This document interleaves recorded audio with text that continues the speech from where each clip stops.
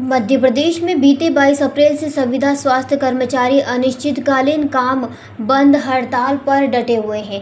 हड़ताल के आज 7वें दिन छतरपुर में संविदा स्वास्थ्य कर्मियों ने क्षेत्रीय सांसद और क्षेत्रीय विधायक को ज्ञापन सौंपकर शासन प्रशासन का ध्यान आकर्षित कराया। वहीं धरने पर बैठे संविदा स्वास्थ्य कर्मियों ने थाली और ताली बजाकर प्रदर्शन किया। संविदा कर्मी नीरज खरे ने बताया कि पूर्व मुख्यमंत्री शिवराज सिंह चौहान ने महापंचायत बुलाकर कर्मचारियों के हित में विभिन्न घोषणाएं की थी, जो कि आज तक पूरी नहीं हुई। उन्होंने कहा कि आज 7वें दिन क्षेत्रीय सांसद और केंद्रीय मंत्री वीरेंद्र खटीक के साथ साथ क्षेत्रीय विधायक ललिता यादव को मांग पत्र सौंपकर शासन प्रशासन का ध्यान आकर्षित कराया है। वहीं दूसरी ओर धरने पर बैठी संविदा स्वास्थ्य कर्मचारी प्रियंका पाठक ने बताया कि राष्ट्रीय स्वास्थ्य मिशन अंतर्गत संविदा स्वास्थ्य कर्मचारियों पर लागू संविदा नीति 2025 के संशोधन और 22 जुलाई 2023 को जारी किया गया सामान्य प्रशासन विभाग के पत्र में उल्लेखित समस्त बिंदुओं का पालन करने बाबत यह अनिश्चितकालीन हड़ताल की जा रही है। उन्होंने कहा कि जब तक मांगे पूरी नहीं होती तब तक हड़ताल जारी रहेगी। आपको बता दें कि संविदा स्वास्थ्य कर्मचारियों की हड़ताल से स्वास्थ्य सेवाएं भी प्रभावित हो रही हैं। धरना प्रदर्शन में बड़ी संख्या में संविदा स्वास्थ्य कर्मचारी मौजूद रहे। धरना स्थल पर संविदा कर्मियों ने जमकर नारेबाजी करते हुए प्रशासन को आड़े हाथों लिया। हड़ताल का कौन सा दिन है आज? जी, मेरा नाम प्रियंका पाठक है। मैं एएनएम हूँ जिला अस्पताल में। ये हड़ताल का 7वां दिन है। जी, क्या मांगे हैं आपकी? मांगे हमारी सर, जो मामा जी ने वादा किया था 2023 में कि ये हम जो समस्त मांगे हम लोगों की थी कि ये पूरी की जाएं, लेकिन आज 2025 तक मांगे पूरी नहीं हुई है। और जो 2025 में अभी संविदा नीति निकाली गई है वो बिल्कुल हम लोगों की मतलब बहुत ही बेकार निकाली गई। उसमें ईएल ख़त्म कर दी गई, ना कोई बीमा है हम लोगों के लिए, हम लोगों का मेडिकल लीव भी ख़त्म कर दिया गया है। और मामा जी की जो 2023 में महापंचायत में मामा जी ने कहा था कि हम घोषणाएँ जो हमने करी थी वो घोषणाएँ अनुबंध की थी कि अनुबंध समाप्त हो जाएगा, पेंशन स्कीम का लाभ मिलेगा, वेतन 100% मिलेगा, जो आज स्वास्थ्य बीमा मिलेगा, हम लोगों को आज तक कुछ भी नहीं मिला है। और ऊपर से नियमितीकरण भी नहीं कर रहे हैं। आज आपने थाली भी बजाई है, क्या उद्देश्य है इसका? थाली बजाने का सर, सरकार के पास हम लोगों की सूचना जाए इस बात की कि हम लोग अनिश्चितकालीन हड़ताल पर हैं। इसी वजह से हम लोगों ने थाली बजाई है। मन में सर बहुत आक्रोश है इस विषय के प्रति कि सरकार, हम लोग इतने सालों सर कोरोना जैसे कठिन समय में काम किए हैं। लोगों ने, किसी ने अपना बच्चा खोया है, किसी ने पति, किसी ने भाई बहन, किसी ने माता पिता, लेकिन सरकार फिर भी हम लोगों के खिलाफ बहुत शोषण प्रति व्यवहार कर रही है। हम लोग परमानेंट बराबर काम करते हैं लेकिन मिलता कुछ नहीं है हम लोगों के साथ। बिल्कुल ना के बराबर सैलरी मिल रही है। विगत 15 साल से हम लोग सर इसमें हैं, फिर भी सर हम लोगों को कोई लाभ नहीं है। तो सर हर कदम पे हम लोगों का शोषण हो रहा है सर। तो क्या कहेंगे, अनिश्चितकालीन रहेगी हड़ताल? हाँ सर, अनिश्चितकालीन हड़ताल जारी रहेगी जब तक सरकार हम लोगों की मांगे पूरी नहीं करती। हड़ताल को हो गए। मेरा नाम नीरज खरे है और मैं यहाँ पे डाटा मैनेजर के पद पर पदस्थ हूँ छतरपुर में। और ये हमारी जो हड़ताल स्टार्ट हुई थी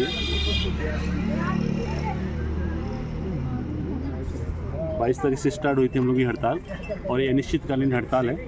हम लोगों ने पिछले बार हम लोगों ने इसको नियमित रूप से किया था। दिनांक 1 तारीख को प्रेस वार्ता के माध्यम से शासन को अवगत कराया था। फिर 7 तारीख को समस्त कर्मचारियों द्वारा काली पट्टी बांधकर किया गया था।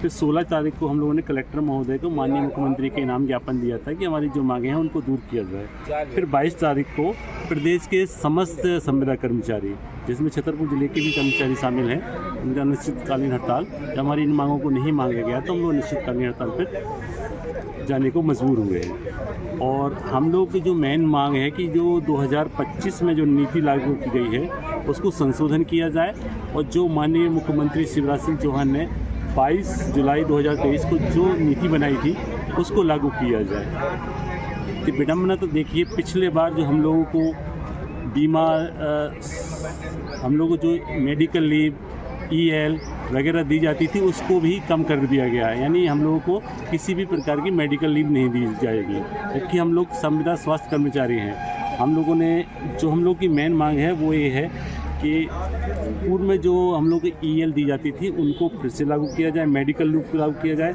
अनुबंध प्रथा को, जो हमारे शिवराज सिंह चौहान ने महापंचायत बुला के घोषणा की थी कि उसको समाप्त कर दिया जाएगा।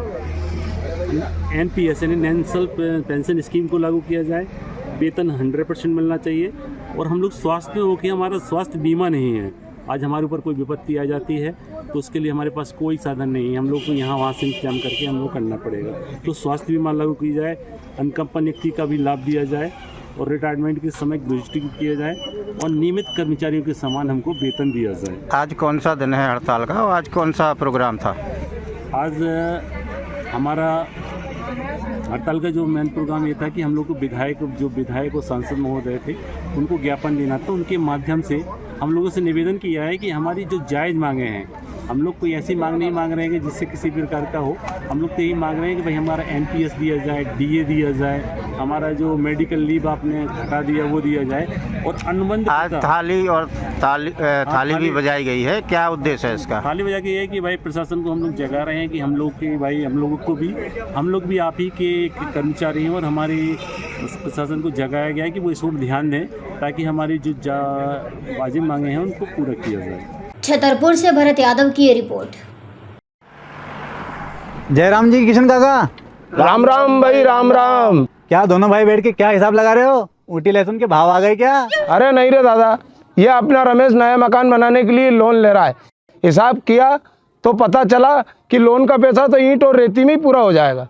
और अभी तो सीमेंट लानी है, सलिया लाना है और तो ठेकेदार को भी पैसे देने हैं। मेरे तो कुछ समझ में ही नहीं आ रहा कि कैसे बनेगा मेरा नया मकान। अरे किशन काका, कहाँ इन रेत सीमेंट और लाल ईंटों के चक्कर में पड़ रहे हो? मेरी बात मानो तो अपने घर को बाबजी AAC ब्लॉक से बनवाओ।